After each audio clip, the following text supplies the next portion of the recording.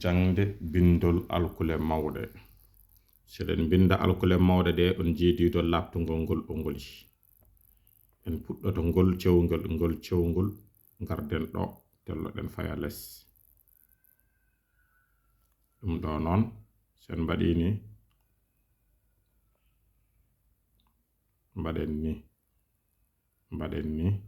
mbaden ni keben mawdo a mawdo ko ni wadata ngol abogol ga koyngal saro koyde de charo be jippoyo to diidol labtungol to do puddoro e diidol hakkundewol ngol jippo do hakkude diidol hakkundewol ngol hen cirfengel wonata dum woni a o woni o woni a rewi hen u ne ko non way kono oyani tan kono kanko cabbi jowdi juutata ayi sawru ndu ko diidol downgol ummori wana diidel lesngel tokoso ko do wonata engel do diidol aboles o don ko dow ummi ari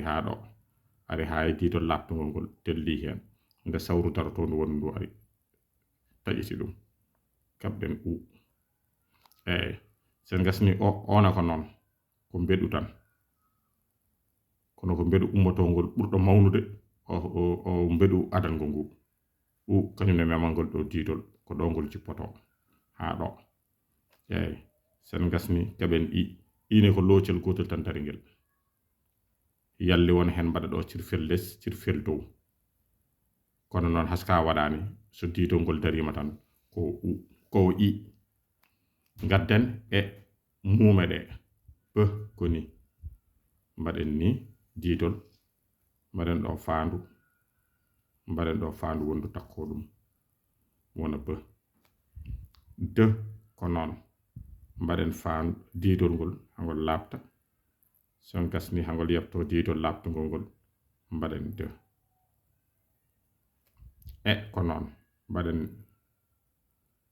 mbadi de mbaden le on ji le mawdo ko ni wayata kanyum diidol ngol dow ummato ara haado wona de le garten les binden ne ko ni wayata ara haye diidol labtungol ngol dartodo wada ngal do palal on ji ngal palal ngal ummoto ko dow ngal faya les bange nyaamo kono wana les bange nano faya dow bange nyaamo ala ko dow bange nyaamo bange nano faya les bange nano wana palal diidol portingol ara sindoy mum wona na so gasi wona tene ko loocol tan batten ngaden palal dow